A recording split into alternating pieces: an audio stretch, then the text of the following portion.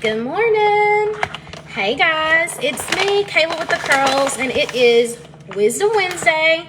And of course, each week I pop on here and I give you a quick nugget to improve your life or understanding while I make my morning coffee. And I'm a little bit behind today, but I always want to pop on because I know you guys are expecting me.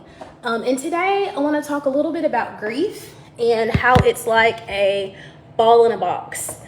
So a couple of years ago, I saw this illustration and it was like the perfect explanation of grief and how it affects you. So when you first lose a loved one, it's kind of like you get this box.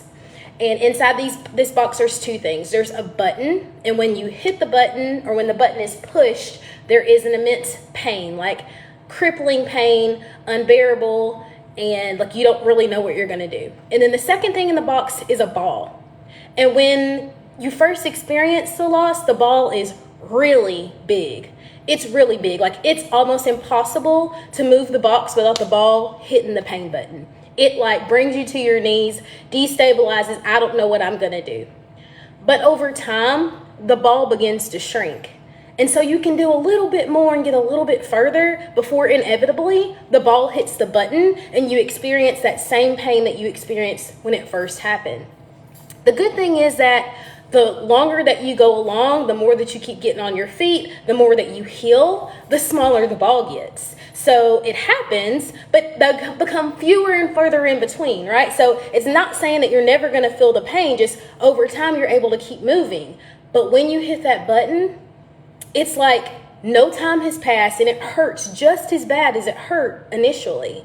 And that is the way that grief is. When we first lose our loved one, the ball is so big. It's hard to get out of bed. It's hard to go to the grocery store. You don't ever know how you're going to go back to church, or you're not ever going to be able to face their friends. You don't know what to do. It's hard to breathe without the ball hitting the button. But over time, the ball shrinks and you can get a little bit further and you can go back to ball games and you can do family reunions and people can come over and you experience all these wonderful things. But when the ball hits the button, when you smell the smell, when you hear the song, when whatever happens, it might be the way that someone laughs or something that someone says, the button gets pushed and immediately the tears come.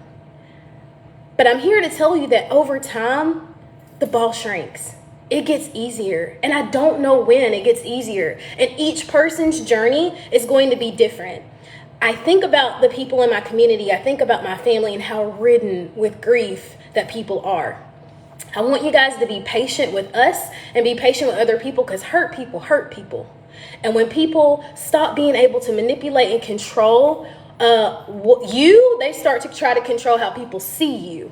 And so be careful of that. Be careful of what you see. Be careful of what you hear. Be careful of what you believe, especially when people are grieving, because it's unbearable and they're not really sure how to move forward. It's going to get better. So if you're grieving today, if you love someone who's grieving today, if you're grieving alongside my family today, I pray that today the ball is super small. I just changed my group over, guys. My VIP group is now a value-based group called The Plot Twist. And it's all about stuff starting over. So if you're starting over after grief and loss, if you're starting over after love, if you're starting over after relationships, if you're trying to start over in your career or simply in life, I want you to come over and join my group. Just drop a me below. I'll send you an invite. I'd love to have you. And I always love to give you value in your life. Have an excellent day on purpose, and we'll talk soon. Again, I hope today the ball is super small. Have a great day.